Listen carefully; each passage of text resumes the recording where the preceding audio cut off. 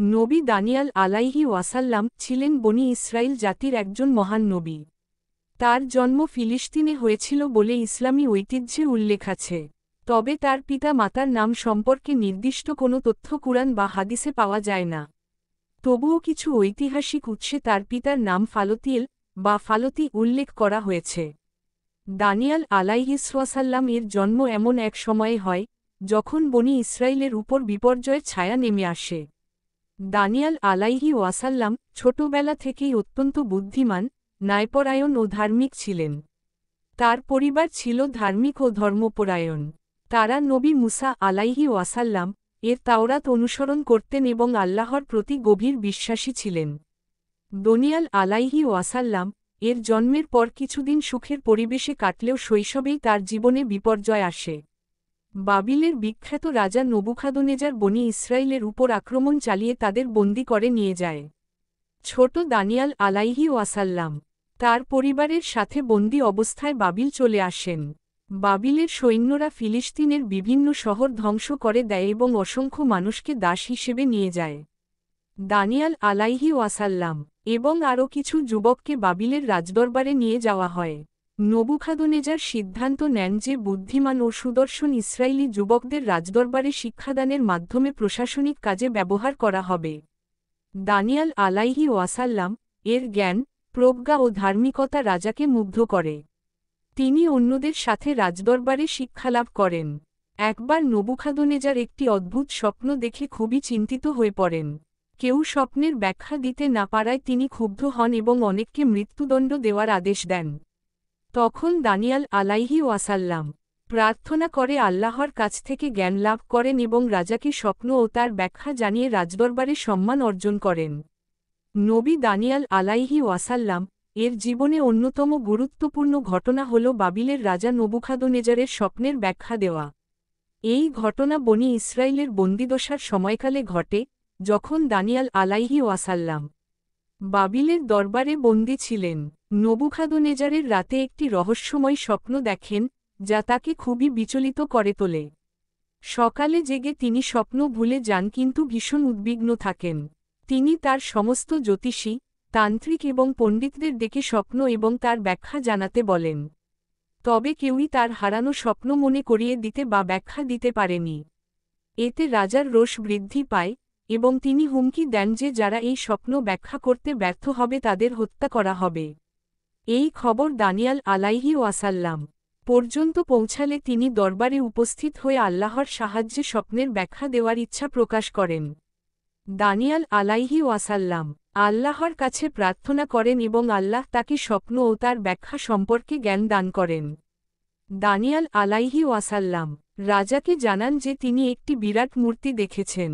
মূর্তির মাথা ছিল খাঁটি সোনা দিয়ে তৈরি, বক্ষ ও বাহু ছিল রূপার তৈরি, পেট ও উরু ছিল পিতলের তৈরি, পা ছিল লোহা দিয়ে তৈরি, পায়ের আঙুল ছিল লোহা ও মাটির মিশ্রণ। এরপর রাজা দেখেন, একটি বিশাল পাথর মূর্তির পায়ের আঙুলে আঘাত করে, ফলে পুরো মূর্তি ধসে পড়ে এবং গুঁড়ো হয়ে যায়। সেই পাথরটি বড় হয়ে একটি বিশাল পর্বতে পরিণত হয়, যা পৃথিবী জুড়ে বিস্তৃত হয়। এই কথা শুনে রাজা চিৎকার দিয়ে সাথে সাথে বলেন, তুমি ঠিক বলেছ। দানিয়াল আলাইহি ওয়াসাল্লাম ব্যাখ্যা করেন যে মূর্তির বিভিন্ন অংশ বিশ্বের বিভিন্ন সাম্রাজ্যকে প্রতীকীভাবে উপস্থাপন করে। সোনার মাথা হল নবুখাদনেজারের বাবিলীয় সাম্রাজ্য, যা ছিল অত্যন্ত শক্তিশালী ও সমৃদ্ধ। রূপার বক্ষ ও বাহু হল পারস্য সাম্রাজ্য, যা বাবিলের পর রাজত্ব করবে। পিতলের পেট ও উরু হল গ্রিক সাম্রাজ্য, যা পারস্যের পর আধিপত্য করবে। লোহার পা হল রোমান সাম্রাজ্য, যা খুবই শক্তিশালী হবে। লোহা ও মাটির মিশ্রণ হল ছোট ছোট সাম্রাজ্য ও জাতি, যেগুলো একে অপরের সাথে মিশে থাকলেও প্রকৃতপক্ষে ঐক্যবদ্ধ নয়। বিশাল পাথর হল আল্লাহর রাজত্ব, যা মানবজাতির সব সাম্রাজ্যকে শেষ করে দিয়ে একক ও চিরস্থায়ী সাম্রাজ্য স্থাপন করবে। রাজা নবুখাদনেজার দানিয়াল আলাইহি ওয়াসাল্লাম এর জ্ঞান ও প্রজ্ঞায় মুগ্ধ হয়ে তাকে অত্যন্ত সম্মান প্রদান করেন এবং রাজ্যের অন্যতম প্রধান পরামর্শদাতা হিসেবে নিযুক্ত করেন। তিনি উপলব্ধি করেন যে দানিয়াল আলাইহি ওয়াসাল্লাম এর ঈশ্বরই প্রকৃত সৃষ্টিকর্তা। নবী দানিয়াল আলাইহি ওয়াসাল্লাম এর জীবনে অন্যতম অলৌকিক এবং স্মরণীয় ঘটনা হল তাকে সিংহের গর্তে নিক্ষেপ করা। এটি এমন একটি ঘটনা যা আল্লাহর প্রতি অবিচল বিশ্বাস, ধৈর্য এবং অলৌকিক রক্ষার উদাহরণ হিসেবে বিবেচিত হয়। নবী দানিয়াল আলাইহি ওয়াসাল্লাম ছিলেন বাবিলের বন্দী, কিন্তু তার প্রজ্ঞা ও আল্লাহ প্রদত্ত ক্ষমতার কারণে রাজা নবুখাদনেজার এবং পরবর্তী রাজা দারিয়াসের দরবারে তিনি গুরুত্বপূর্ণ পদে অধিষ্ঠিত ছিলেন। দানিয়াল আলাইহি ওয়াসাল্লাম এর অসাধারণ জ্ঞান ও প্রজ্ঞার কারণে অন্যান্য দরবারি কর্মকর্তারা ঈর্ষান্বিত হয়ে পড়ে। তারা ষড়যন্ত্র করে রাজাকে দিয়ে এমন একটি আইন জারি করান, যাতে বলা হয় যে ৩০ দিনের জন্য রাজা ছাড়া অন্য কারো কাছে প্রার্থনা করা যাবে না। দানিয়াল আলাইহি ওয়াসাল্লাম আল্লাহর প্রতি অবিচল থাকায় প্রতিদিনের মতো নিজ ঘরে জানালা খুলে কিবলামুখী হয়ে প্রার্থনা করেন।